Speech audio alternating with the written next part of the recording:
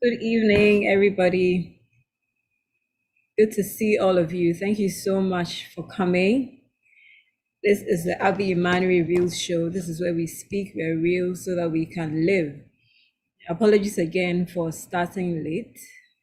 I think I'll need some tips on how to get people to come early, but we still thank God that we are all able to make it some way, somehow. So I'll ask, did I see Fred? Fred, can you please pray with us to start?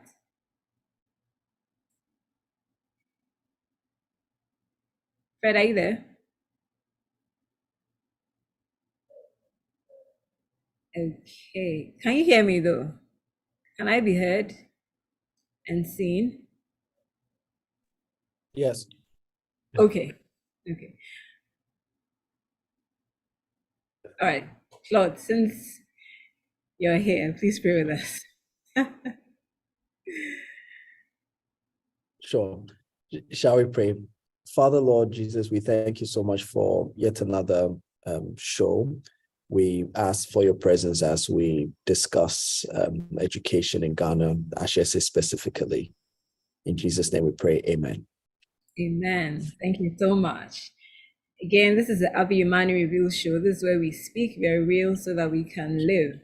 Before we proceed, I want to remind us, if you haven't subscribed, please do so. And also share the link with others so that we can also benefit from our discussions. I'm excited today because I have my two friends there. So Auntie Araba tells me that Claud is her son. So I guess it's a family affair. I'm glad to have both of you on here to talk about Ashesi. I mean, when I met Auntie Araba and she told me, well, I'd met you, Claude, and you'd said that you went to Ashesi, but I hadn't really heard the Ashesi story until I spoke with Auntie Araba, and I was just blown away. I mean, I was excited to hear because then you know that there's hope for our educational system in this country. We are hoping that we'll get replicas of Ashesi University all over the country. So I'm glad to have Auntie Araba here today to share with us the awesome things that are going on. And Claude is our how do I call it? Our example, a classic example of what's happening in Ashesi. So he also shared his experience. So I think I'll have Auntie Araba start. And Claude, if along the line there are areas where you'd want to add on to what she's saying, you can jump in, but when she's done, you can also share your full story, but you feel free to complement some of the stuff that she shares about Ashesi as she goes along. So Auntie Araba, thank you so much for coming, and please blow us away. Thank you very much, Abby, for having me. And Claude, it's good to see you. It's been a while. Yeah, same here. Our story is for another day. Yeah. Or you can give us a gist, like the Nigerians will say. Well, the interesting thing was secondary school, Claude's parents were my teachers. Oh, wow. All the way back in Wesley Girls, Mr. and Mrs. Hutchful were my teachers. Okay. And my favorite teacher was Mr. Hutchful. I was quite troublesome, worrying here and there. And so Claude was born, and there were times I had to babysit one here and there. So that's why I say he's my son. Yeah. Been in touch since then. Yeah. That's really good to know. So, yes. So great. So talking about Ashesi University and maybe what I do there. I started working at Ashesi in 2013, which is 10 years now. But it's an interesting twist that dates back a few years even before then. In 2001, I started working on the Ford Foundation Fellowships Program for West Africa. I was based here in Ghana. Over the 12 years lifespan of the program, I got to work with amazing people, from students from Ghana, Nigeria, and Senegal. people from marginalized backgrounds, underserved communities and such, and young people, typically early to mid-career folks who were actively working to effect change, positive change in their communities and workplaces. And the plan was to move these people to a higher level of education with the hope that they will return from their further studies and move from implementation to policy making. A lot of times we realize that in Ghana and in most African countries, with only a bachelor's degree, you tend to do a lot more implementation than be actively involved in policy making. But the idea was that if these young people who have lived part of their West experiences in the communities could be empowered and move up to policy making, then they would have both the experience and the skills and knowledge to think and do something good in terms of policies. It wouldn't be just the elite putting up policies for things that they knew next to nothing about. And so in the 12th year, when we were wrapping up the program, one of my former fellows who had returned from studies in the US and was working at Ashesi reached out to me and told me there's this new program, the MasterCard Foundation Scholarship Program, that Ashesi was searching for somebody to manage the program. She thought I'd be a good fit. Initially, I was reluctant because I was bent on moving to Liberia or Sierra Leone because I had fallen in love with the idea and practice of supporting people from marginalized backgrounds to make them better. And I thought post-conflict areas were the best to work. But she managed to convince me, and that's Dr. Millicenta J. She still works at Ashesi now. Convinced me that I would have a bigger platform working with students from across Africa rather than just 2 countries. So I applied, got through the interview, and then I've since been at Ashesi. Initially, I started working as the director of development, which involved donor relations, fundraising. It also included managing the scholarships, which at that time were 2, the Ashesi Financial Aid and the newly established MasterCard Foundation Scholars Program. Today, we have over 10 scholarship programs running at Ashesi, and I'll get to that at a point. That was 2013. In 2014, we had a reshuffle at Ashesi and decided that we were hiving off part of the development work to add to the admissions team. So it became admissions and financial aid. So I went to head that department and took away half of my portfolio from what I was doing.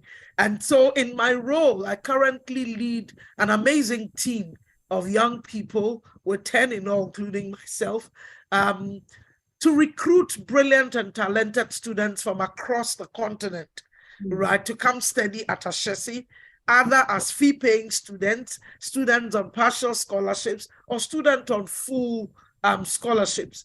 And the beautiful thing, which makes Ashesi unique, is the fact that it's not about getting a degree for the sake of getting a degree when you come study at Ashesi.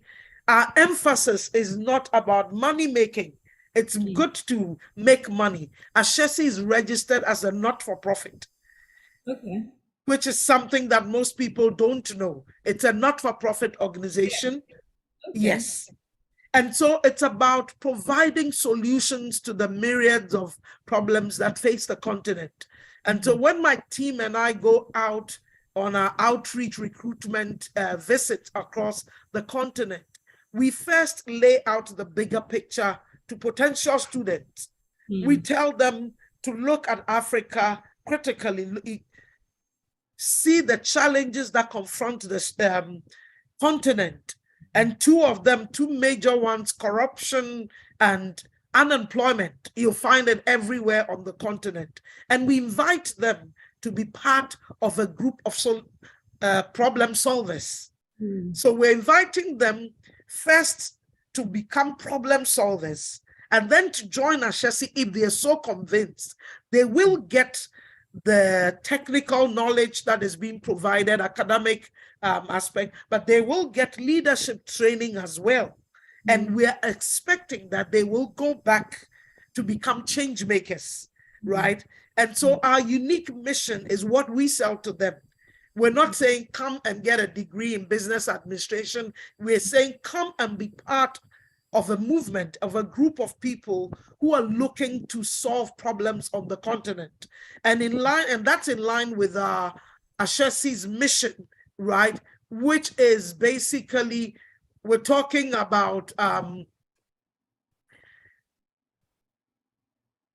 give me a second. We're talking about educating ethical and entrepreneurial leaders in Africa to cultivate within the students the critical thinking skills and the concern for others, as well as the courage it will take to make those changes. We know it's not going to be easy. So from the word go, the Ashesi education is set to get to thinking outside the box, to become a problem solver, whether you're studying engineering, business administration, it's applied knowledge.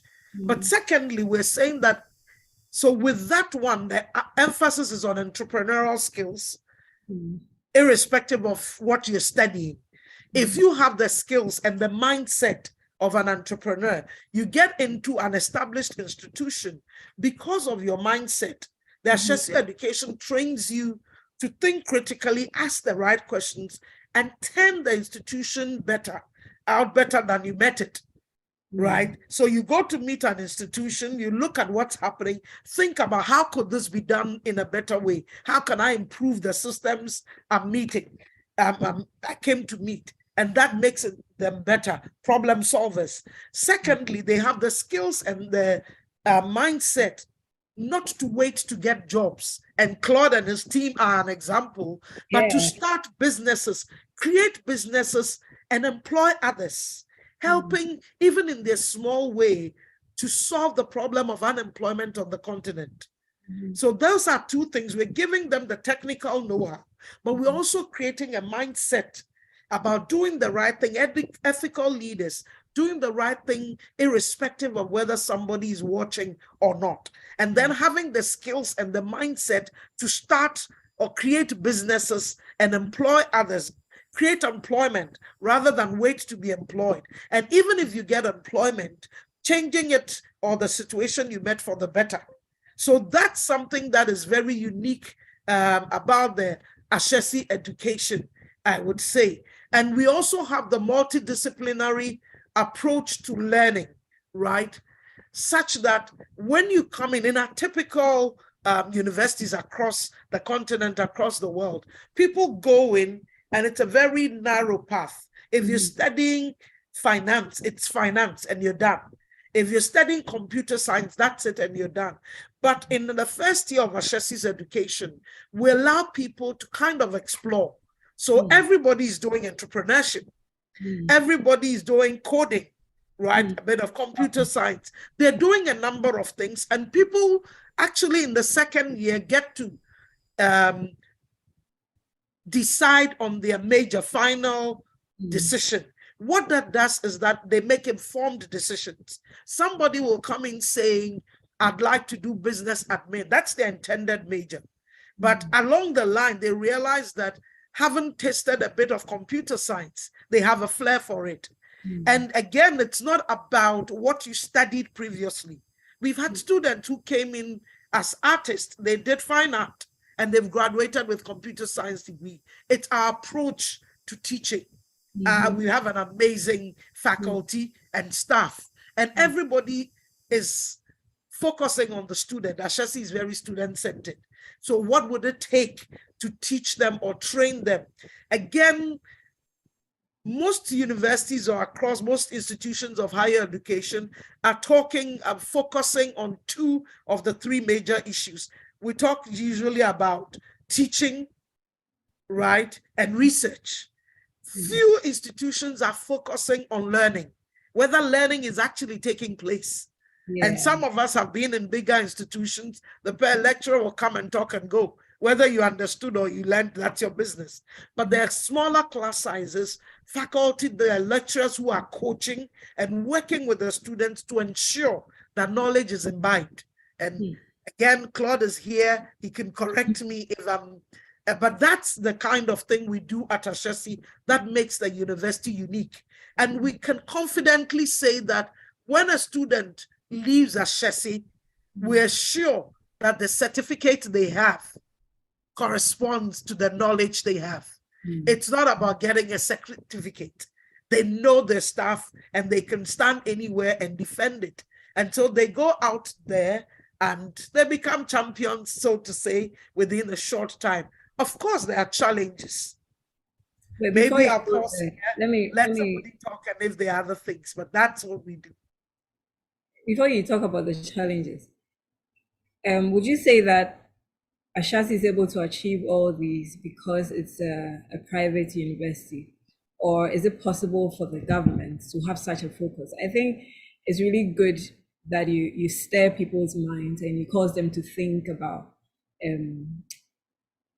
problems that they would want to solve in the country. I think that already sort of sifts out the people who are not serious, or even if they're not serious, some of them can end up sitting up and saying like, hey, I need to sit up and start doing something. And I really admire you for that.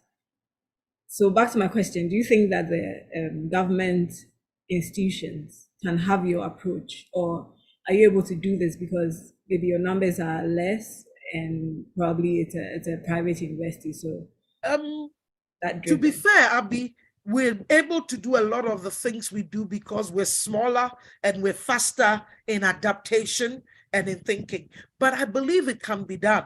And it can be done in terms of starting small. It could be one school. Let's say the School of Business in a university.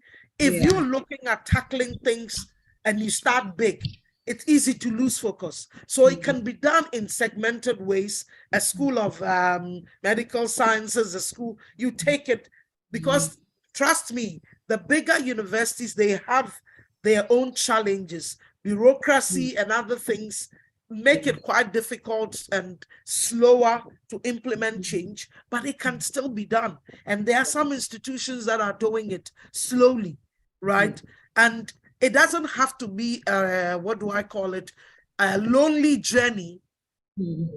Fortunately, in 2017, Ashesi University started what we call the Education Collaborative, where we are collaborating with universities across the continent to raise the standard of education through some of these system changes, right? And some of them are getting grants and other things, and we're working together. So a university that is strong, let's say in career placement, would be mentoring another institution or school that wants to see improvement. So it can be done. It will take time. It demands the will of leadership and the willingness to start small.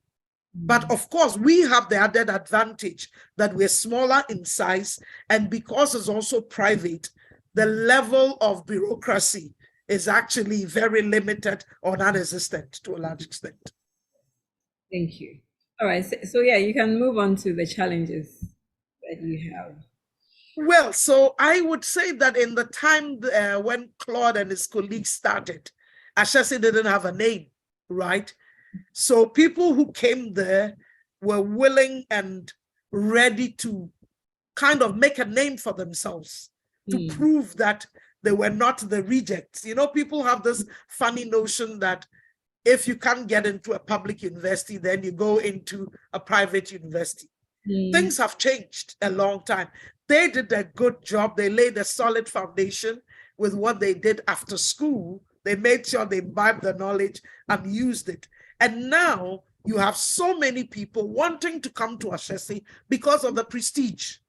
And that is a challenge in itself. So people will tell you stories and everything to try to get in. We've had a few cases where people have faked results, but somehow we find out, people do things to try to get in. And not everybody buys into the idea of, I want to be a problem solver. So you will get some people coming in, I want the Ashesi certificate, and that's it. And they'll try to do other things. So those are challenges that we need to be aware of and work with.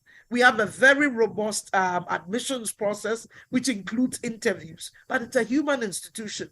So you'll get a few bad nuts coming in here and there. It's our hope that our system will be able to change them or minimize the level of distraction such students bring to us. But what's a good system if it can't be challenged, right? So that's important.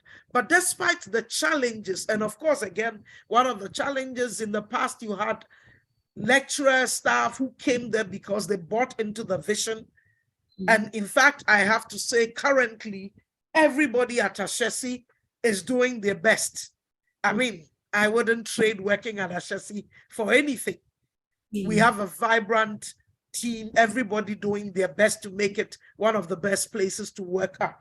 But again, you still see some who are trying because, yeah, they want to see Ashesi on their CV, right? That's life. So those are challenges, knowing who is who and where we draw the line. But that said, there have been amazing success stories. And those are the things that keep us going. Even when we face challenges, I mean, those are the things, knowing the stories, one, that our scholarships are changing lives. They're changing families and communities. Even those that get, who are able to pay fees when they come, in the course of the 4 years, they have a different way of looking at things. They're able to go out there and prove themselves, right?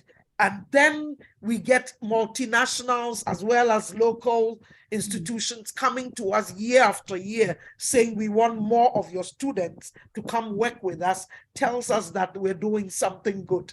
So yes, there may be challenges here and there, but I think the successes outweigh anything that we'll call a challenge. So I'll hold off here. Maybe we'll listen. Just reminded me of what you shared when we spoke about sort of putting all the social classes on the level plane through their education. You remember that, Auntie Araba? Right. Yeah, if you can talk a bit about that, I think it's really phenomenal. Right. So at Ashesi University, I mean, and the name Ashesi is an Akan word meaning beginning, right? Yeah. The Fantis will say, so we're starting something. And we're looking at the vision, which is a renaissance, an African renaissance, right? A new Africa where we will all be proud to call home. But then Africa is made up of the rich, the middle class, the poor. And at Ashesi, we're trying to create a society that mimics the African continent. But at the same time, it's about the brains. So we're bringing people from different backgrounds, people who without a scholarship cannot even attend university at all, much less Ashesi. We're providing, but when they get into the classroom, they are all intelligent. And they are all there because of the brain matter, not because somebody is rich, not because somebody is poor, but because they are all intelligent and we see potential in them to be leaders who will lead the African Renaissance as we look at. And so they come from different backgrounds, different countries. Currently, we have about 30 countries represented, and they bring diversity to the classroom, to the discussions in the dormitories, wherever you find them. Imagine you are in a room, 4 of you. One is from Zimbabwe, talking about salsa, their food. One is from Ghana, talking about wache. Somebody's talking about chemujen from Senegal or the Gambia, and somebody's talking about amala from Nigeria. Imagine the kind of conversations they would have if you put them together and we do it right, okay? So it's a melting point for brilliant students from across the continent. They will hopefully build strong networks that will help them. They're going to become the corporate bosses. They're going to become the ministers, the leaders, the teachers, you name it. And they have a good network that they don't have to reinvent the wheel, no matter their country. They can call on their counterparts. And it's not about whether I came from a rich family or a poor family, because once they get to school, it becomes a leveler. The people who don't have the means are provided the means to study, and they are the same level as the ones who have the finances to pay. So that's one thing, again, that's unique about Ashesi, that we try to level the playing field. If you can pay part, you apply for the part scholarship, you get in, you are at the same level as the one paying the fees. And those who cannot afford get everything provided. Important thing is bring your brain power, your knowledge. Let's exchange views. Let's learn together with a common vision of going back to improve our societies. Yeah. And by the time you come out, I mean, you appreciate everybody, no matter their background. You learn to respect everybody. Indeed. Really great. It becomes a learning point. I mean, trust me, we're not a perfect institution, but that's what we strive to do. And I would say to a large extent, we've succeeded. Great, great. Thank you. All right, Claude, the floor is open. Tell us.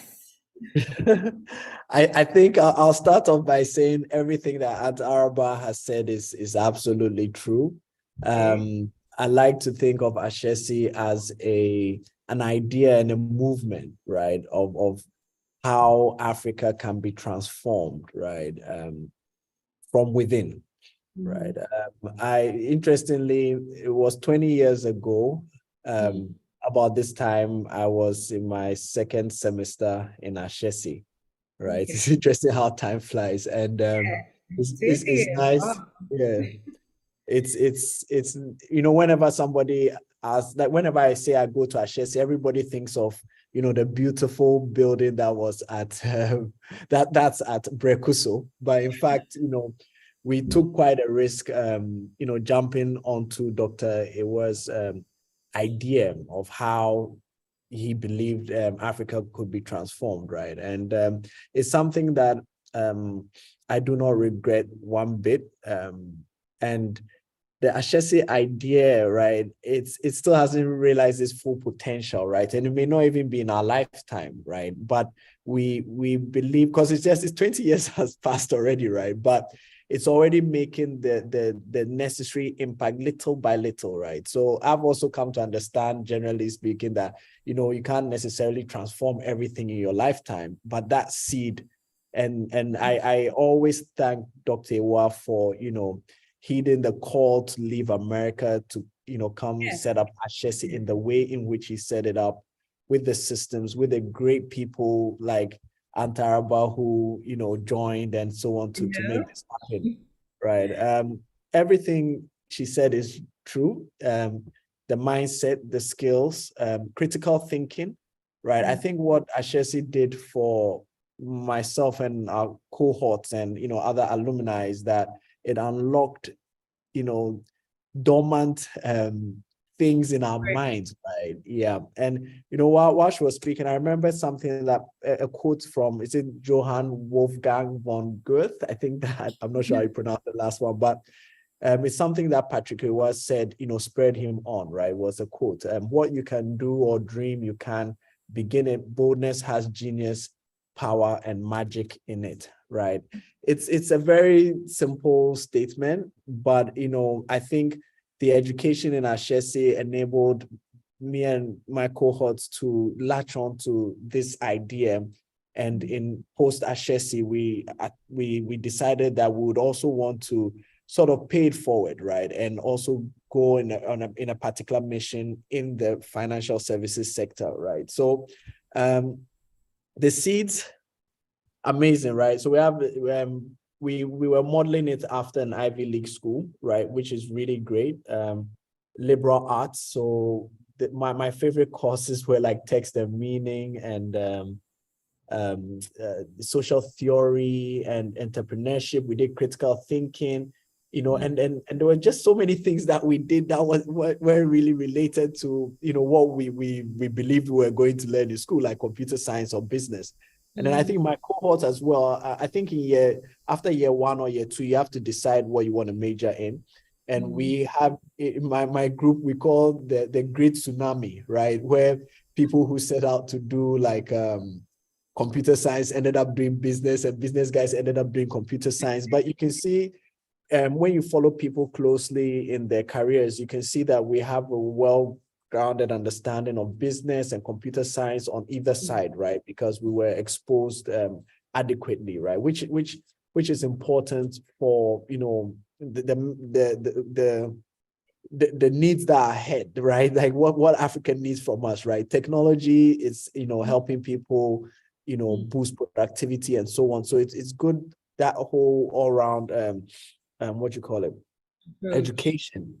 One of the things that sort of set me on this trajectory, along with my colleagues, is the entrepreneurship course, right? It was really, and I think we did it in our last semester. It really planted the seed in us. It made us believe that it was possible to take these skill sets and, defy odds. Even though it's difficult to raise capital in Africa, we still decided to venture and do what we set out to do. So, I really love Ashesi. Everything that Araba says is true. It's an idea that, we'll see come to full fruition even beyond our own lifetimes, right? And yeah, I'll just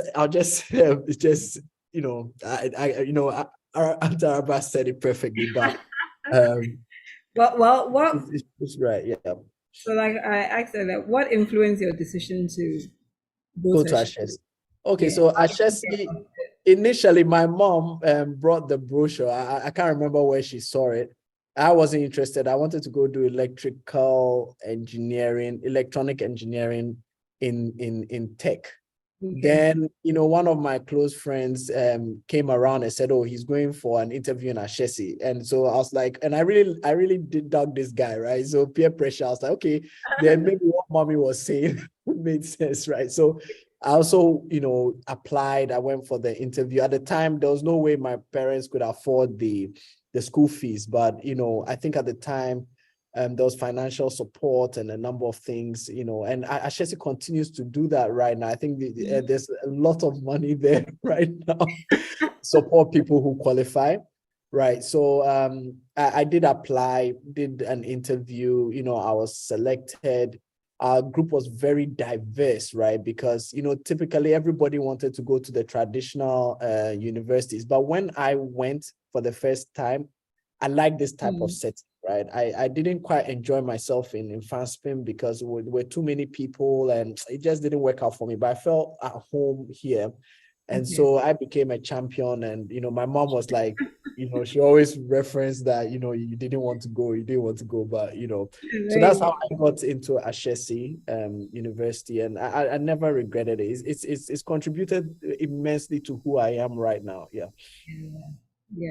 So what were your expectations? So what Auntie Araba said about people being challenged to think about problems they could solve. Do you think you felt that way at the beginning when you joined? Do you feel nothing prepares you for the Ashesi experience. You have no idea you have no reference, no benchmark, nothing.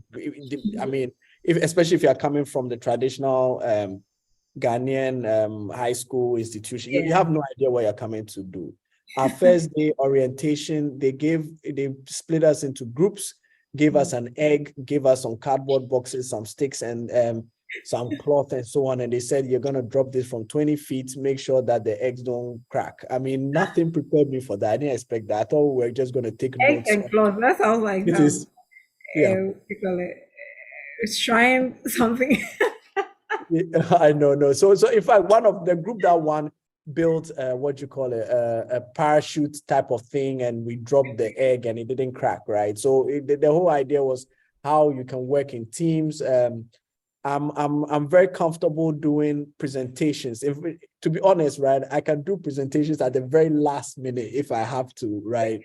And it's because we did this for every single semester. We're doing presentations, we're in groups, so we're forced to learn how to work with people and so on and so forth. So after doing that consistently for 4 years, right, it just comes naturally. So when you go into the workplace, you see that Ashesi people are very confident, and sometimes people mistake it for cockiness, but it's just hardcore training that we've been through, right? So yes, but nothing prepares you. You have no reference point, to be honestly, unless you're coming from a similar Ivy League experience. There's no reference point. But by the time if I should come in here, what Claude was talking about, Ashesi is very intentional, and we actually have 8 learning goals. It used to be 7 based on feedback from industry. Now we have 8. One of them is civics, ethics, and civic engagement, right? We talk about critical thinking, communication, leadership and teamwork, innovation and action. We're talking about curiosity and skill, technological competence, and in recent times, we added professionalism, right? And it's not just words or statements that have been put there. For example, every faculty is required at the beginning of each semester to pick 3 of these learning goals and show how you are going to ensure that in the course of the semester, you are inculcating these things into the student. So for example, if I were teaching marketing, right, maybe new product development, whatever it is, I get into the class and I'm telling them, we're going to focus on leadership and teamwork. So I'm going to give you assignments. You're going to work in teams. It's not going to be individual. I'm going to focus on written and oral communication. So you would write your paper, but you will come and stand in class and present what you've written. And you're learning how to speak. You're doing the writing, but then the written is done, oral has to come in. And then I can tell the class, I'm going to get you guys, we're going to focus on technological competence. So search engines, you are going to do a lot of. So every faculty picks 3 of these things. So imagine over the 4 years of 8 semesters, each subject that you take, each course, this is well prepared ahead of time. So by the time students are ready to ship out of Ashesi, they've gone through this at various touch points. And that's why Claude can tell you that you wake up and you have to do a presentation. One student was like, what is wrong with you people? I came here, I finished one assignment, you give me another. Because they're learning. And that's a first year student who was like, I've never had so many assignments in my life. Within a short time, they keep doing it. But it's to prepare them for work, that you don't have to wait till exams before you study. It has to be part of you. So when they graduate, they're not waiting for the boss to say, we have a report next week. They're constantly challenging themselves, learning new things coming up. So again, when we talk about the experience, it's based on research and things that have been put in place, right? So I guess you see them, like he's saying, they've done so many presentations that you get used to it. You can wake up from bed and go do a presentation, and it becomes a part of your life.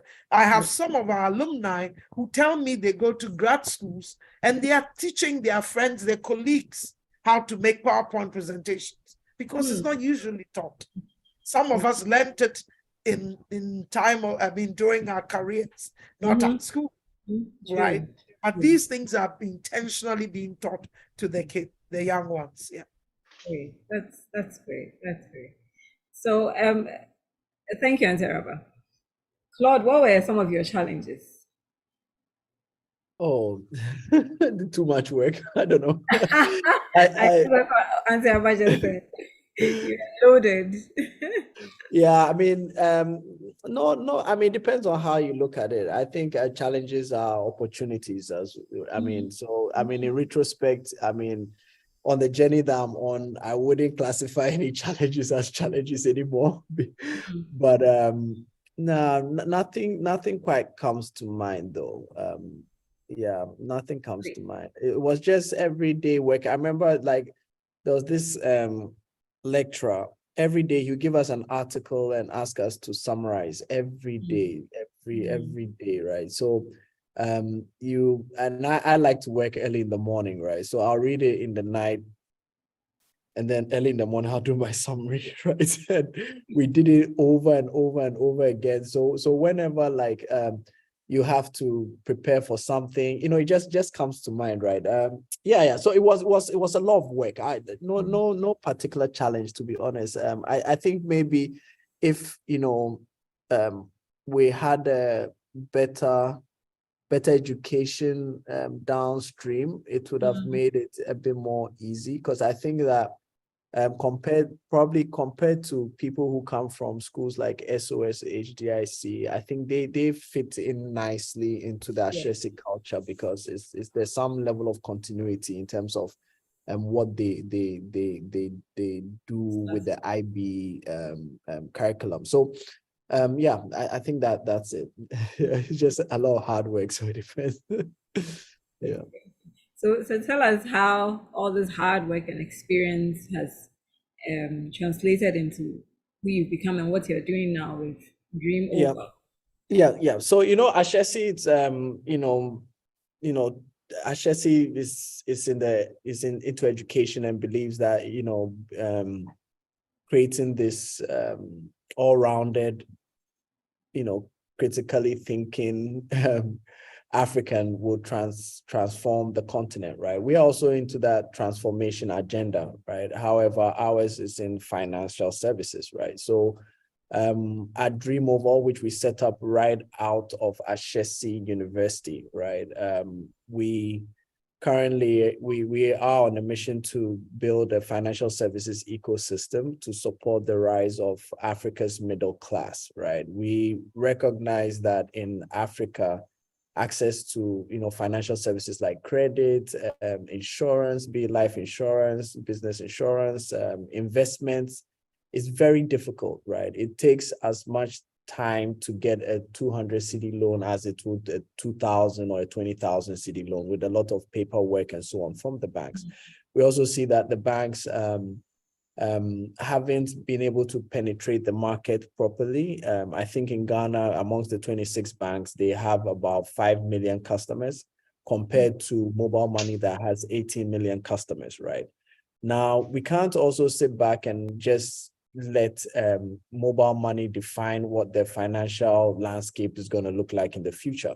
So we've set out to digitize access to these services, right, by creating a single app that somebody can use to manage their financial lifestyle.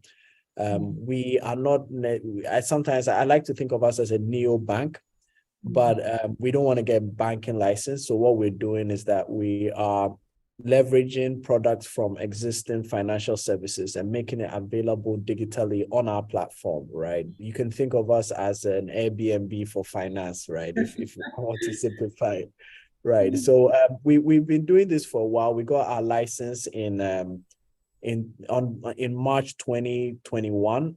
Sometimes because of COVID, there's this gap here for everybody, right? So in March 2021, we got our license from Bank of Ghana, and we took a look at our mission and defined it again, and we're pursuing this. We're set up in Ghana, Cote d'Ivoire, Guinea, Zimbabwe. We're looking to set up in Zambia as well.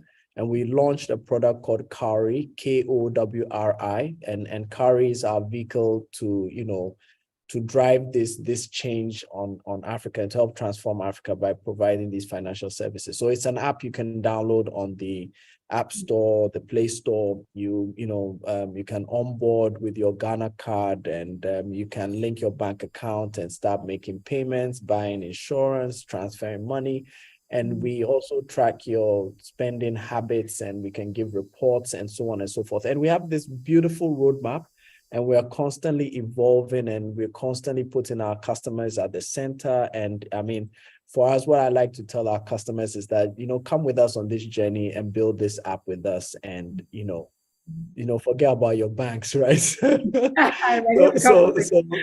we're doing that. And to be honest, right, for us, the reason we do what we do is because of the purpose, right? It's not easy doing business in Ghana, being a startup, raising funds. It's very difficult. But what keeps us going is because we know that there are families down the line that will benefit ultimately from the services that we're offering across these various continents, right? And we are very passionate about, transforming Africa. And I believe that the Ashesi education and the Ashesi culture rubbed off on us pretty well to make us look at pursue what we're pursuing in the face of all the challenges that we have to surmount. And I believe strongly that the education also equipped us with the skill sets. Especially, I think for me, I'm always hammering on critical thinking and first principle thinking as a way to overcome unknown, an unknown future, unknown challenges, and so on and so forth. And I honestly believe that, that seed was planted in us. That seed is planted in many Ashesi alumni, alum, and it's not only we are not only entrepreneurs, right? We have colleagues doing really well in corporate and everywhere you go, people talk about how good they are, and they always get responsibilities, and they actually deliver, and so on. So yeah, so that's what we're up to, right? It's actually good you've mentioned that. So it's not all the those who graduate from Ashesi who go into entrepreneurship. Some of them are working in but are also delivering, and I'm sure there's a distinction between them and those who went to the regular. I think what we need to do is find a way to penetrate politics, right? I haven't really. I think we have one or two people venturing in, but it's really a tough. I think it's possibly because of the ethics that we were taught in school. So it's difficult to get into that, but I'm sure with time, it takes time, and we'll see some of us venturing into that space. Like I was saying at the beginning, if we have a lot more Ashesis, hopefully by God's grace, things will change in our politics sector. Yeah, great. All right, so I think at this point I'll open the floor for questions. If anyone has any questions, or if anyone knows, has been or knows anyone from Ashesi and their story, they can also share. The one who comes to mind is Samuel Asante and her Kanea project. I mean, it's really laudable, and she's doing other things as well. I happen to know her personally, and she also came on the show some time ago. I think last year or so. Yeah, I think she just graduated. Was it last year or the year before? Very recent. Yes, quite recent. Yeah, she's also doing very well. And I think I spoke with another guy who they're working on an app that, if I guess it right, will translate English to our local languages. Okay, there's a group working on that. The informal sector, so that they can also use technology, because I mean everything is going online now. Yeah, so the evidence is there. Ashesi is doing really well. So yes, questions. Anybody, please feel free and unmute yourself. Okay, Onche, I see your hand. Go ahead. Sure. Thank you, Araba and Claud, I guess. I really appreciate your inputs. Can you all hear me? Yeah. Yes, we can. Okay. Very impressed indeed at what you're doing. In fact, so much so that I almost wish I could come back to school and go to your institution. Okay, but it's really very refreshing to see people thinking in this way, and you're spot on. I mean, the principles that are guiding your institution, the direction you're going. I see a lot of parallels. I know the African Leadership University quite well, ALU and ALN, and I'm friends with the founders of that. So I'm very happy to see these sorts of things happening, because I really do think it's the way forward for Africa. I wanted to ask you two questions. One is, it's really curious to me how a private institution could begin in such a short time establish such a reputation for itself. I've been in Ghana for just over a year, and I've, in the course of my time, met a number of people, and Ashesi students definitely stand out. And increasingly, I found that Ashesi is drawing and attracting some really high, top-notch faculty as well as administrators, as you can see from this program. And I'm just curious as to how, I think Claude mentioned the founder, and I'd just be a little bit curious to hear a bit more about the origin of Ashesi and how Ashesi has kind of come to stand out from the pack amongst the set of private universities that started. We have some that were started by churches, some that were started by individuals, there's for-profits. This is a few cases of a nonprofit. And how did, how was this started? I'm really curious to hear a bit more about the origins of Ashesi and how it's gotten to where it is. And then I'm also curious to understand how you reach out to students. This is really exciting news that you are looking for the best and the brightest and ready to consider people for financial aid and so forth. But how do you get to these sorts of people who tend to not be SOS or GIS, etc.? How do you get the word to those people in western parts of Accra, where you have a lot of Liberians or refugees or Nigerians or others who may not be as at the best schools or even know much about Ashesi? How do you get the word out to people that you're trying to reach? So I'm curious about that too. Thank you very much, Onche, and I will attempt, but I'll start from the last part. For the last 1 month, I've been on the road. I've gone to 5 refugee camps in Uganda and in Kenya. Personally, wow, been to 5 refugee camps. Incredible. That's the kind of work we do. We put our money where our mouth is. It's not about talking. MasterCard Foundation has given us enough support, funding that enables us to reach the very marginalized groups. So a lot of going down to the grassroots. One thing I've learned over my 22 years of scholarship is that there's this entrenched notion in Africa that you need to know somebody, you need to have connections in order to get a scholarship. And at Ashesi, we're trying our best to debunk that. And so we actually go to, and so this group of people you're looking for, brilliant, but who don't have the connections, who don't know anybody, they tend to self-exclude, right? Because I don't know anybody, I'm not going to get the scholarship. So they won't even apply. So my team and I intentionally and consistently actively go to where we think they are. We've been to almost every school in Ghana, every region. We've been there, going to the schools, talking to them and telling them this scholarship is for you. Initially, it was tough, but once people see one of their own accessing the scholarship, going through the program, then they begin to believe that, oh, then it's possible that somebody else might get it. And so you find grandmothers who are illiterate or mothers telling somebody, this boy from this village went to this school. Why are you not trying to get in there? So it's a lot of hard work. We cannot do that kind of work sitting behind our laptops. It doesn't happen. You need to constantly be in their faces to tell them, this is for you. You have an equal right and opportunity to apply, right, as possible. There have been cases where people have said, we cannot pay the application fee. And we say, we will waive it for you. There are times that people have filled, we used to do a lot of paper.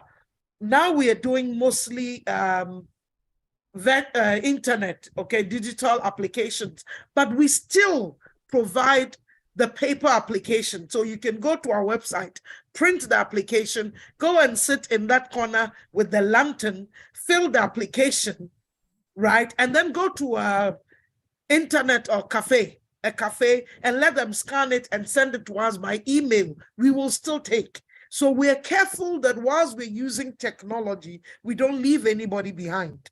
So we make that provision for those who may not have consistent internet to be completing the application form. We also go out there to literally tell people that this is for you. We are asking you to join that team. We think you have the potential.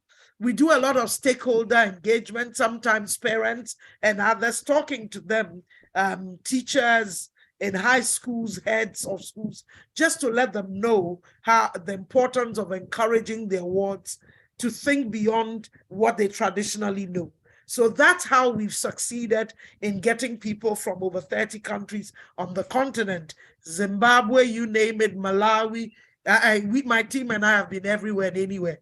We're still trying to cover the continent. But we go, and then the beautiful thing is that we create partnerships when we go on these trips, because I cannot go to Zimbabwe every year.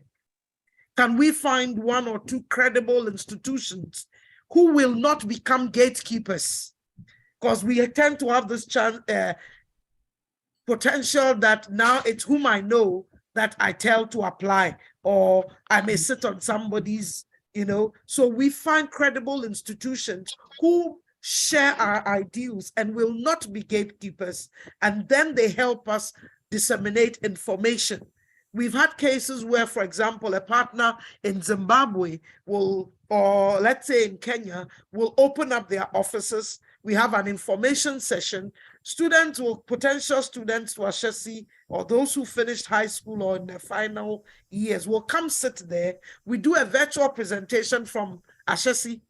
So there's a big screen, or there's even a couple of laptops. Students are sitting there, we speak to them, and they ask us questions and we explain. Of course, so that it cuts down on our travel, but at least we have somebody facilitating to bring students. I mean, they're flyers, so they get to see it. Social media, we put these things out there, and they know to converge at a point. So there's a lot of work. We've been to, as I said, all the regions, and we're trying to cover the continent. Now to the story of Ashesi, how it started. Patrick was in, Dr. Patrick Ewa was in Achimota, right? And then after his sixth form, got a scholarship. Yeah. Yes, he's an Accra. Got a scholarship to Swarthmore in the US, and he tells us he left Ghana with $50 in his pocket, right? He goes on a full scholarship, graduates with engineering as a major and economics as a minor, and then he goes to work for Microsoft. And after a year, decides to come back to Ghana, and you will find the story on YouTube.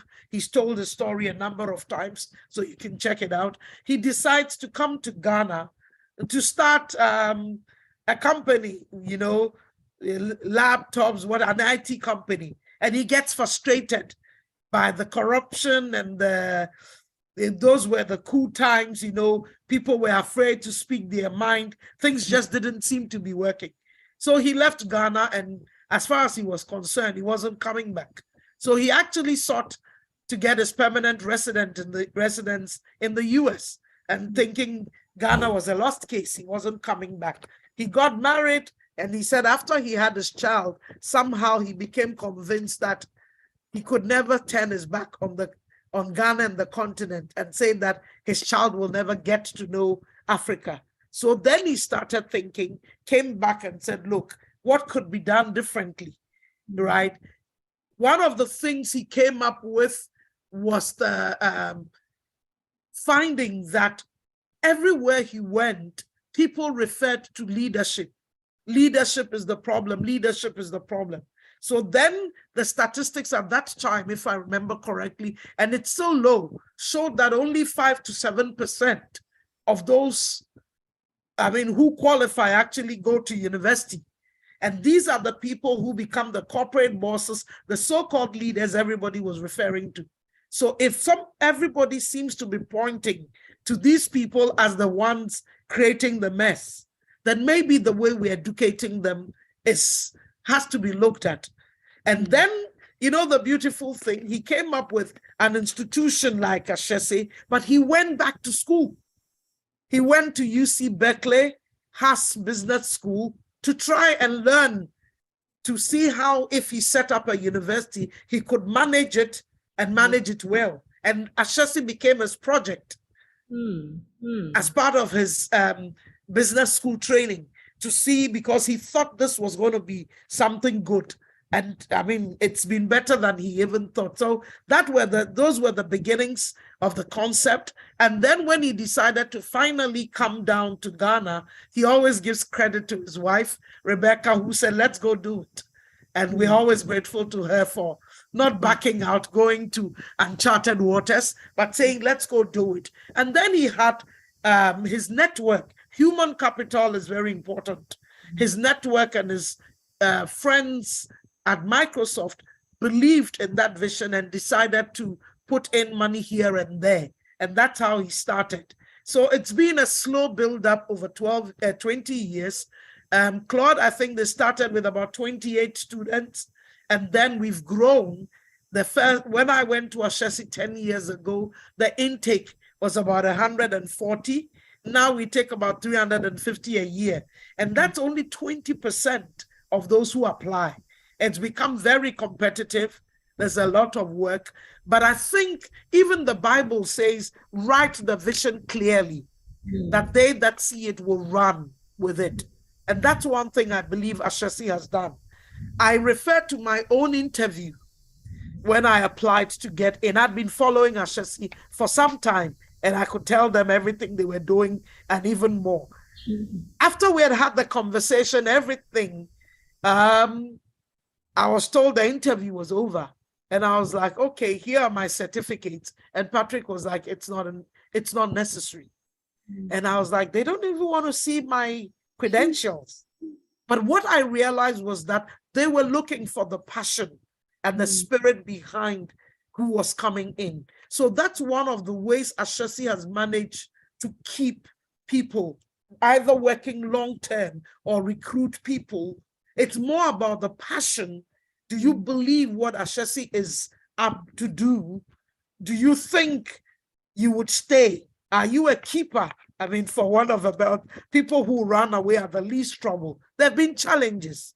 But the question is, if you believe in this long enough, well enough, and you're convinced, then you will stay long enough to make it work. So there are people like Caspar who have been there 20 years. There are people like Peter Tete, the first employee, who was employed as a driver. He's been there 21 years. There are people who's been there, but then Ashesi also celebrates its staff. I keep telling HR, I can't wait till July when I'll be giving my award for being there in 10 years, right? We're celebrated, of course, when there are mistakes, and people are allowed to make mistakes, but own up and learn from the mistake. And so it's these little things that people tend to overlook. Celebrating success, acknowledging failure, and I remember when I had to write my first failure report. Oh, wow. Because that year, Ashesi did not meet its target, enrollment target. I had to write a failure report. But what it did for me was to get me thinking, where did I go wrong? You can't blame your team. The buck stops with me. But even if the team made mistakes, then I didn't supervise well. What did I not do right? How can I correct it? What are the things that are out of my control? What could we do about those things, right? And it's made the team even stronger. But writing that failure report, nights and days, I was thinking, for me, I was like, what? I cannot continue to fail. It's not going to happen again. And my team rallied down, and it's never happened. We've even moved beyond. Sometimes we are overwhelmed with the numbers we get. But it's that conscious effort to say that, look, we're not perfect. We will make mistakes, but we will own our mistakes and learn from them. I think those are the things that make Ashesi work. Can you guys just come and run the government of Ghana, please? No, not yet. You're doing all the right things. You know, Patrick has been asked that question. Some of the graduates maybe one day, but we need a critical mass of people. It doesn't take one person. Trust me, Patrick couldn't have done this alone. The fact that he recognized that he needed the right people around him is important. And so we don't want to send anybody yet who'll be crucified before they even start. I'm sure one day we'll get there. Thank you. Thank you. Very impressive. Thanks, Anshe. Thank you so much. Yes, Auntie Emily, please go on. Right. So thank you very much for the great presentation and insights. And I would say all kudos to the founder, Patrick Ewa, and Dr. Patrick Ewa, I believe his name is, and his well-able team of enthusiastic people who have a can-do attitude. One thing I've heard personally about him is the level of humility that he brings on a daily basis. So it's never like a me versus them. founder versus staff, which I believe would do Ghanaians a lot of good if we learned that, rather than, just gloating in our titles and, kind of playing it by social hierarchy, as it were. So getting to my question. So what it is we're noticing that the world is evolving very fast and very quickly.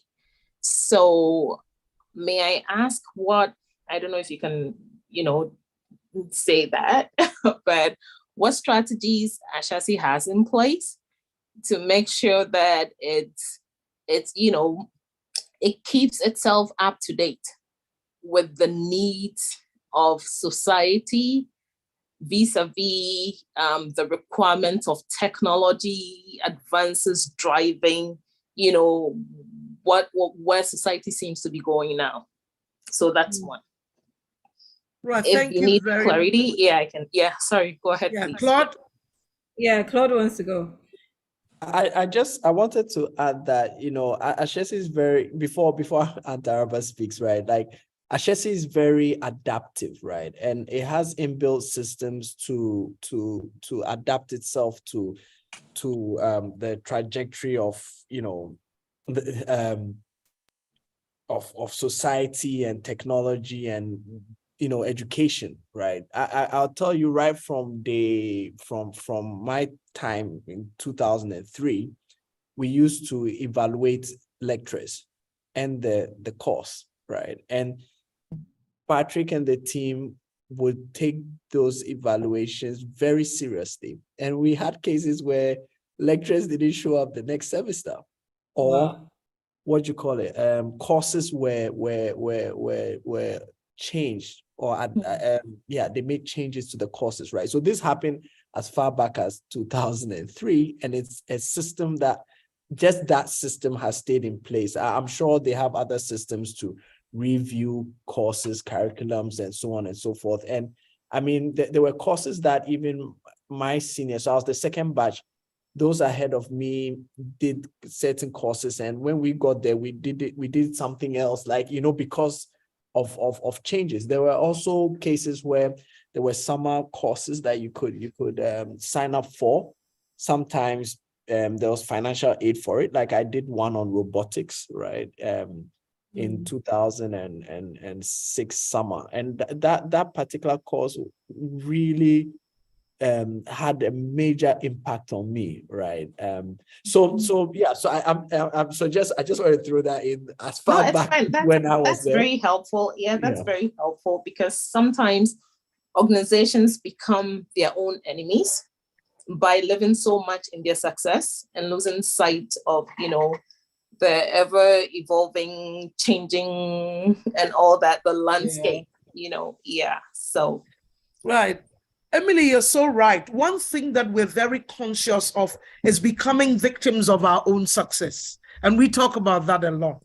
So, for example, we have a corporate council that meets twice a year, and they give us feedback, right? Feedback as to how our alums are doing in the field. Our career services actually rolls out surveys to corporate on our 8 learning goals to evaluate anybody who's done an internship or who started working after some time, to get feedback that you're doing well, they're not being as ethical as we expected, then that's an indication that there's something not right. Or, as I said earlier, we had 7 goals, and we added professionalism, I think, just before COVID, because one of the challenges we saw that came up was that because people are always corporates are chasing after our alums, they would quickly jump from one job to the other.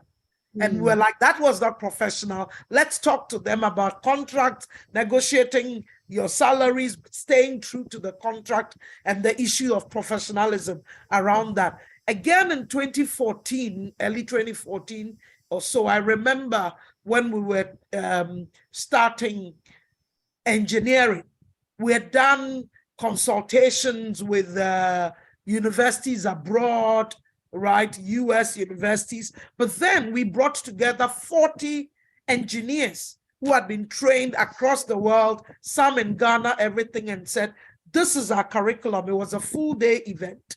Look at it, tell us whether this makes sense. with your hindsight, what would you have loved to have learned whilst you were in school? That is not here. And the 40 tore apart our curriculum, added, subtracted, and then we had our final curriculum before we started off engineering. And we always get corporate feedback, right? As well as alumni feedback. When they completed and started working, what is it that they wish they had known? So there's that constant trend of listening to what is happening out there. And as Claude said, being adaptable. And I think one thing that Patrick Award tells us, be confident enough that you know a lot, but be humble to know you don't know everything. And we talk about this as management team, as staff. Be confident in what you know, but be humble enough to know that you don't know everything and be willing to learn. And I think that's what will keep us going 20 years from now, 30 years from now. We're also looking at trends and thinking ahead. What does climate mean for Ghana, mean for Africa 20 years from now? If the heat wave gets too much out of sync and it's too much, what is the implication for cocoa growth? How do we train students to be aware of sustainability, to be aware of climate change, right? And the implications 20 years down the line. So we're always looking at current events, using them to forecast, to think about potential happenings in future and planning ahead. We just launched our 3rd decade strategic plan, which we call Beyond the Horizon.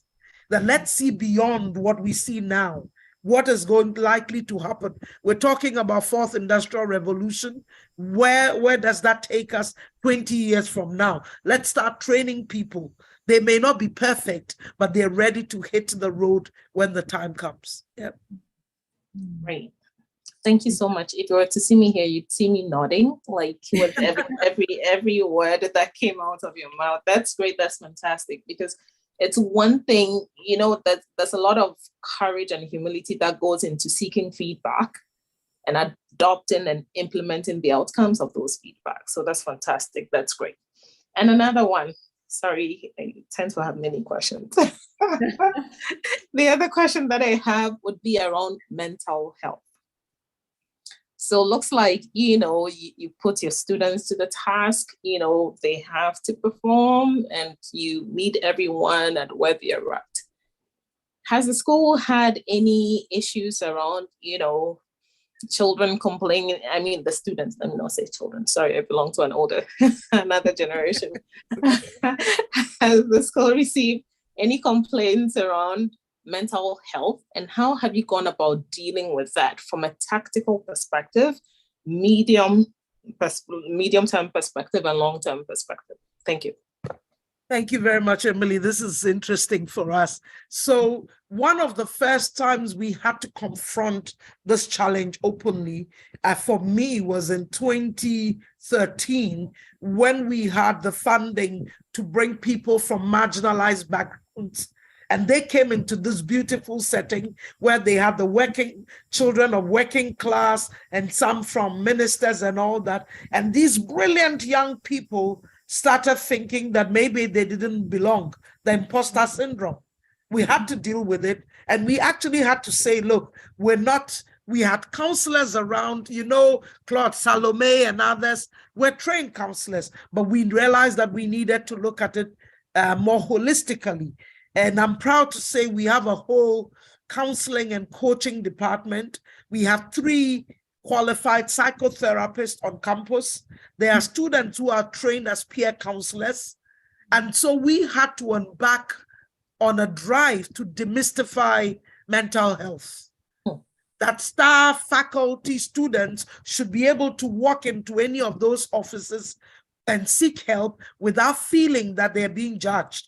Students have seen me walk into the office, we call her Auntie D, and they're like, what is she going to do there? And I'm like, I'm so frustrated I could kill a human being. I need somebody to help me out, right? So when they see you going there, then they know that there's nothing wrong with going for help if you need it. So yes, we see more and more the rise of students who are not as resilient maybe as Claude and his team were. the generation changes, and sometimes work is overwhelming. Sometimes children are coming with maybe students are coming from homes where there are issues, and it may not even be their studies per se, but we want to have a holistic education. So we have that vibrant team, and then students have also been trained as peer counselors, and that's how we're tackling mental health, right? No, thank you very much. Again, fantastic. I mean, fantastic responses. It's all hands on deck. And that just shows you that models, when put into practice the right way, actually work. And I'm not saying this from a distance, because I have close family members who are alumni of Ashesi, and I tend to hold them accountable to, certain standards, and they've never disappointed. So thank you very much. Thank you for the vote of confidence. Thank you, Auntie Emily.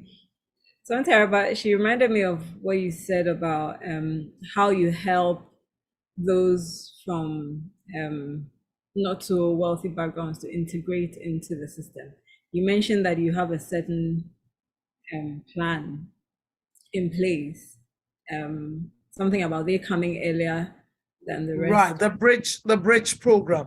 So we've started something some years back. It started when somebody called me and said, one of your babies. And I'm like, stop calling them my babies, because I bring them in. Ran out of classroom crying. First of all, she had been out of school for about 2 years. She got into a class. The lecturer had studied in the US and so had the strong American accent. And they're talking about things. She just couldn't find her level. And they reached out to ask her a question. She ran out of class crying. So what we decided then was, how do we, again, it's about being adaptable and learning quickly. We asked ourselves what we could do to prevent such cases. And so I reached out to our biggest donor, the MasterCard Foundation, and said, look, we have some of the scholars you are supporting. These are some of the challenges. And so we started a bridge program. COVID took us off a bit, but we're coming back this year, where some of these children or students who've been out of academic space for some time or coming from very marginalized backgrounds will get to come to school 3 to 4 weeks before their peers. And we have a bridge program. We're using math and English to bring them back to academic space. But at the same time, we're talking about teamwork and a few other things that will help them thrive and succeed when they start academic work. In fact, now we have what we call Ashesi Success, which every first-year student has to take, right? And it's to do with teamwork, your learning skills, whether you are 50% auditory, 20% tactile. We do all those tests, and then they know where their weaknesses or strengths are, and they learn it. So they go through that process, as well as they're giving voice to values. In fact, we talking about mental health. Every first-year student has a mandatory 30 minutes one-on-one with a counselor. And then after that, they decide whether they think there are potentials that they need to follow up or not. So this started small with our vulnerable groups, but now it's become university-wide. And those are some of the things we put in place to make sure we close the gaps that we see and also mitigate any risk of failure. Somebody might be brilliant, but if they think they do not belong, then they're going to start failing. Yeah. So that's a risk for us, and we've got to mitigate some of these risks.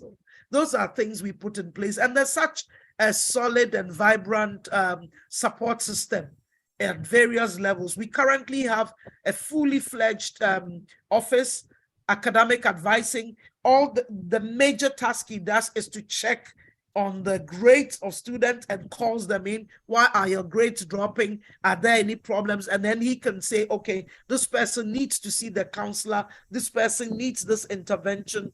So there's systems in place to support students. Yeah. I see Kofi, somebody, or Hiniedu. Yeah.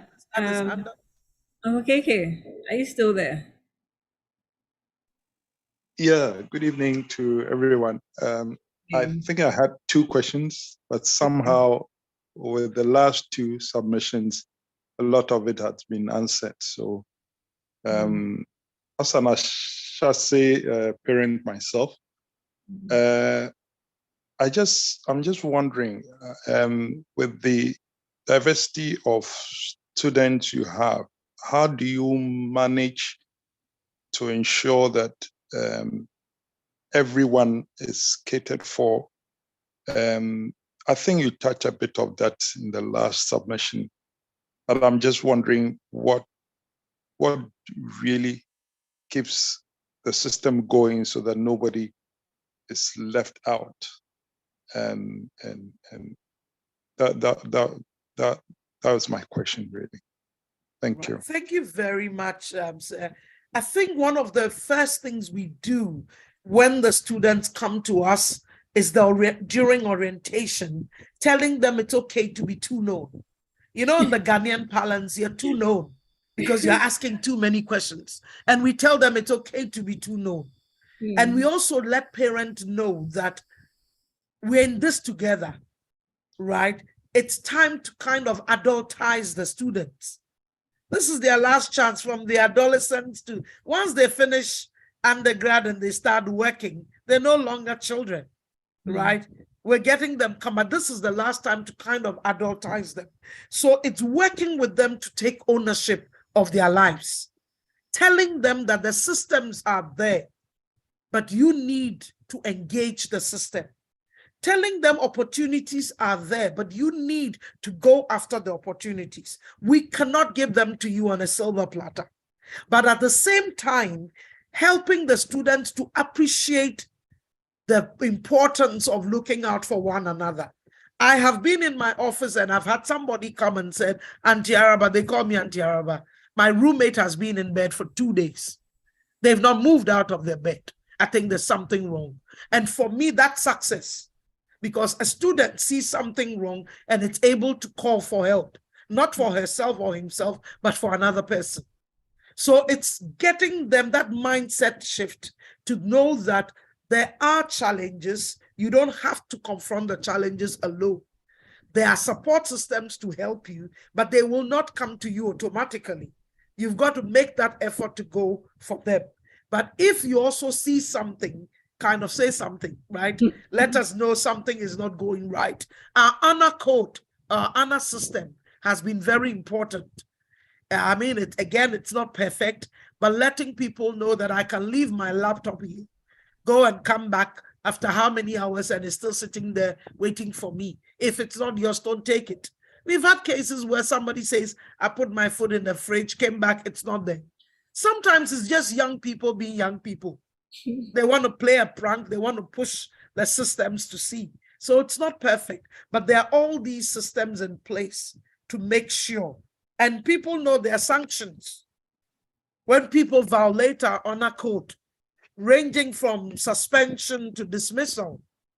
And when people know we're serious about this, it also helps to kind of reduce the level of infractions that we may see going. But I think what keeps us going is the fact that it's not only about yourself, the courage we set, concern for others and the courage to make change. Claude, I don't know if you'd like to add to this. Yeah.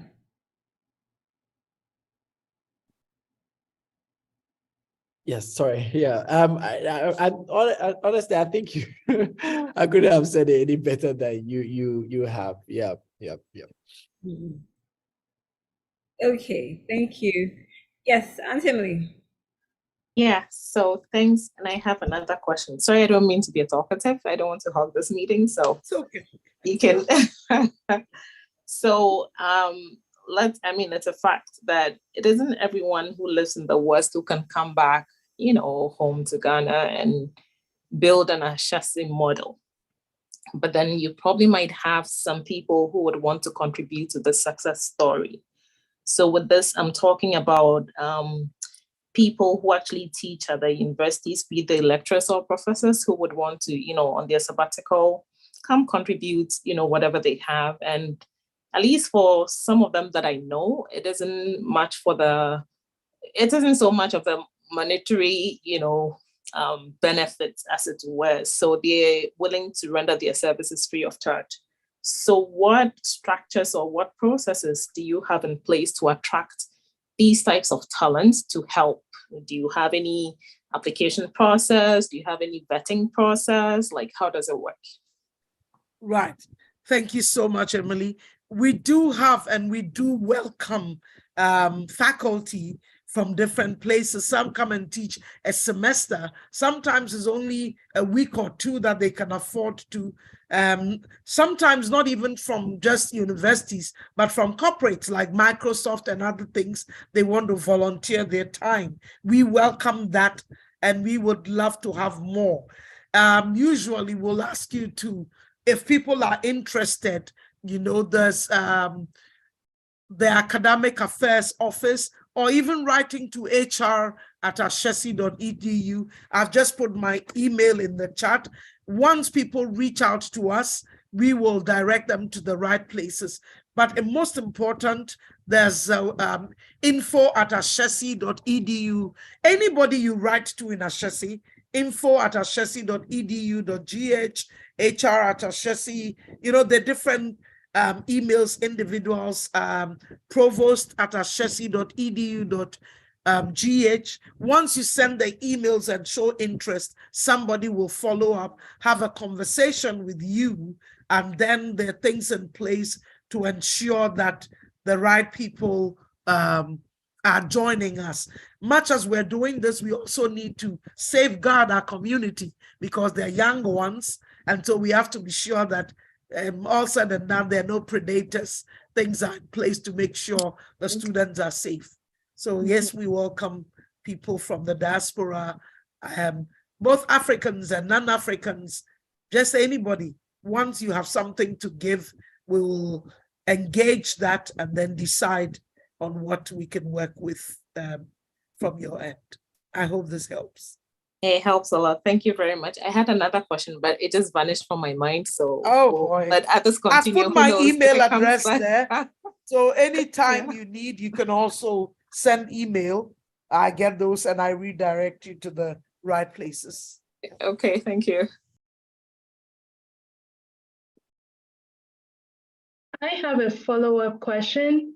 I was wondering Yes. if there are virtual options to these diaspora appointments at Ashesi, or all of it is in person? No, there's some who teach virtually and one course or two here and there. We've tried that. Since COVID has taught us that we can do a lot of things differently. So there've been a couple of sessions that have been online, people teaching from the US or other places, yeah. Thank you.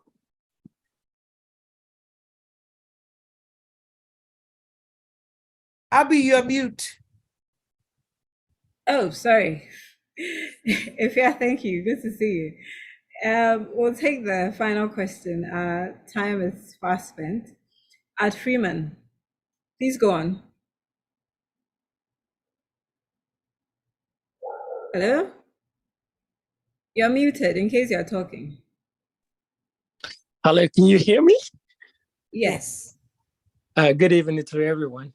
Good evening.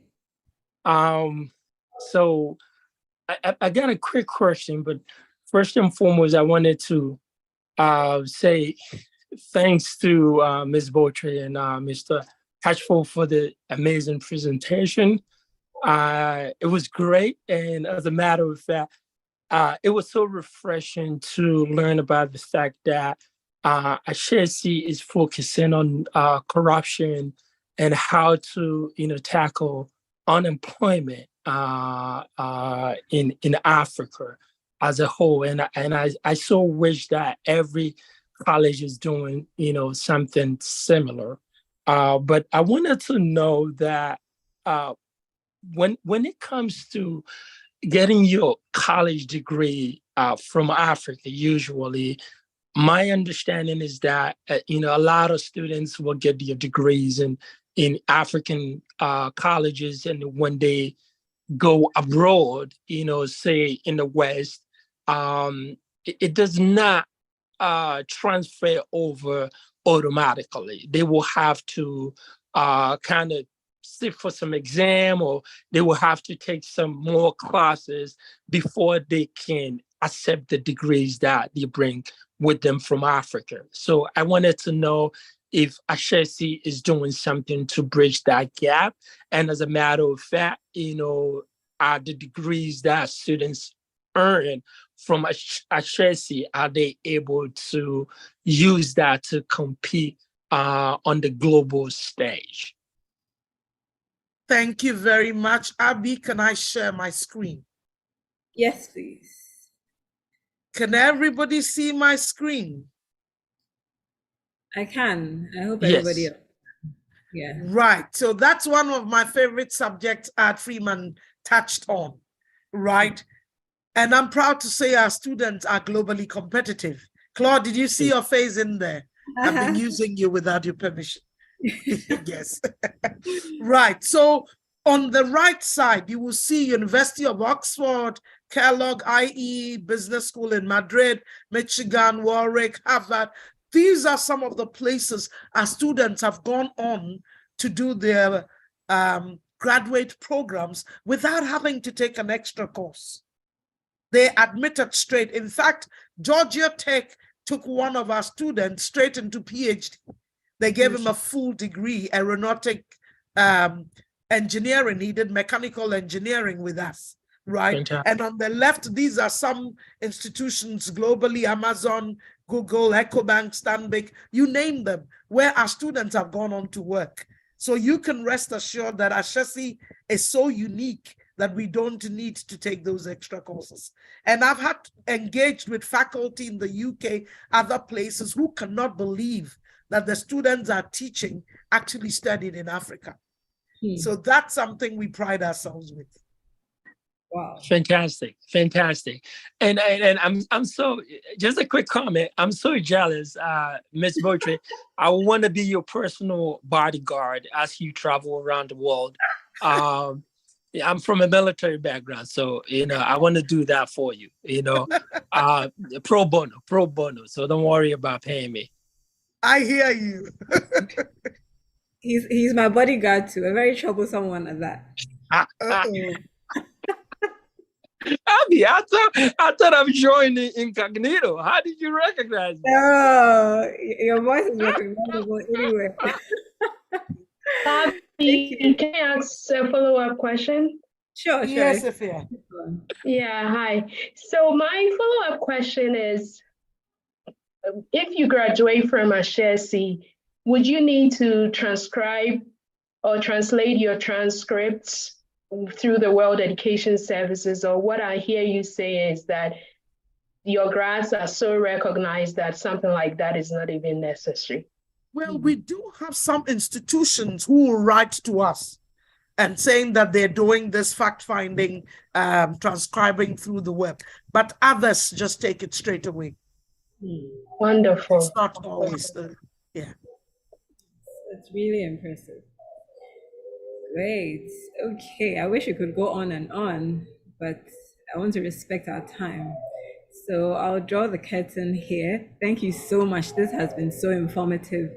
I'm so excited. Like Ansha said, when I heard the Ashesi story, I was like, oh goodness, I wish I had gone there. But yeah. We'll soon be starting some graduate programs like an MBA. We're looking at AI, CS, and other things. So it's all hope is not lost. You never know. In the next 2 to 3 years, you'll be seeing some more programs as part of our 3rd decade strategic plan. Yeah, PhD too as well, I'm sure. And maybe in the future. PhD. Let's start slowly and build up. Sure. Speaking of AI, let me put this in here, that next week, God willing, we're going to have somebody coming to teach us how to prepare, because right now everything is AI all over. So let's schedule our time and be a part of this. Thank you so much. I'll let Claude go first. What are your final remarks to us? And then we'll end. Yeah, I mean, as final remarks, I think Ashesi has been really great. There was this story, I think I wanted to share. I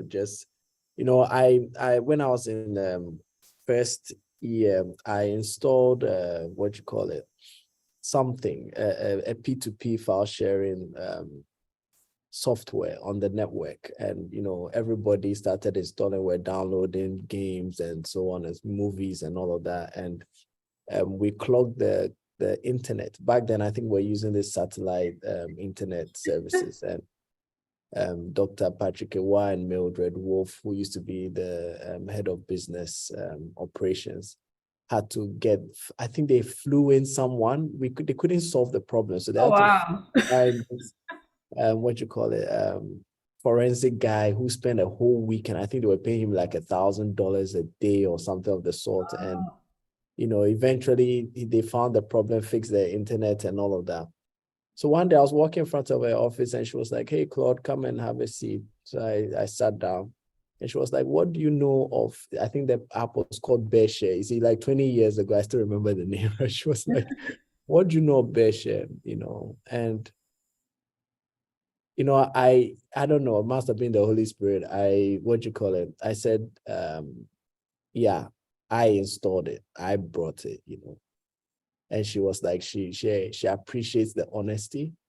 The school spent thousands of dollars trying to figure out what the problem was. And if I had lied, they would have dismissed me. Right? And I think that has really stuck with me the rest of my life. So I make sure, I think that the truth does set you free. And I think that's just an interesting, because I think Aunt Araba mentioned something along those lines in terms of, I think when she had to write like a failure report and so on and so forth, right? So the Ashesi culture is really rich, honestly, right? Even dealing with cases where people do, you fall short and so on. Yeah. So I think that's my last remark. I think it's a great institution, and I wish we could replicate it across Africa. Thank you. That's a really important lesson. I mean, owning up to your faults, recognizing that, we all have, we fall short somewhere, but we are not afraid to admit and to learn and to move on. Yeah. Thank you so much for sharing that. And Araba. Well, I will say that from my end, I would encourage everybody to encourage somebody to join this great institution of excellence. Admissions are ongoing. We start in February each year.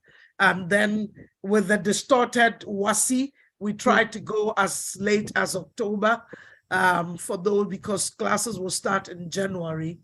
Wait till, so admissions are ongoing. Go to ashesi.edu.gh, admissions tab. We have a lot of information there. Application form is online. At the same time, there's so many stories of alumni achievement, faculty and staff achievement. But please, please, please, my last words, be an ambassador for Ashesi. Encourage people either to come study with us, come teach, come volunteer. If you believe in what we're doing, be our ambassador. Thank you. Yeah, we will, definitely. Sorry, just one last thing. The website, Dream Over built it. Just wanted to say that. Oh, wow. Yes, they built our website for us. Nice. So living what you've learned. That's impressive. Great. So yes, thank you so much once again. And we're all going to go out there and spread the word, because we want a better Ghana. And by God's grace, we will get that. It will happen. Amen. Okay. And Sarah, please pray with us to end. Right. Our Heavenly Father, we're really grateful for this time of exchange. Thank you for that which we have shared, the questions and the answers, and the new knowledge about what we've set out to do as an institution.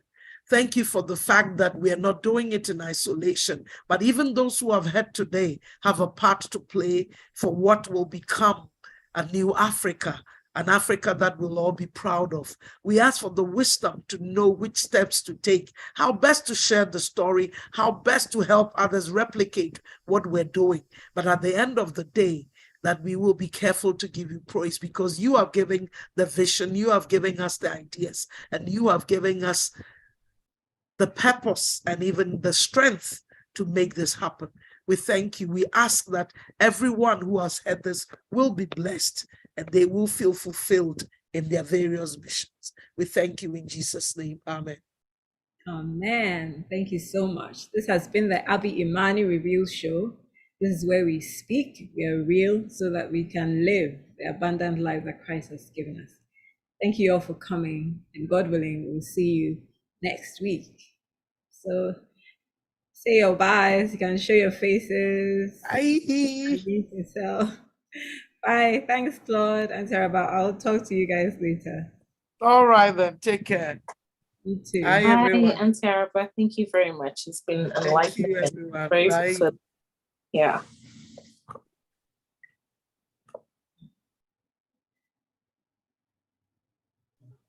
Oh, okay. Bye. Good night. Good night. Bye. Good night. Bye. Bye. Bye. Bye, Evelyn. Bye.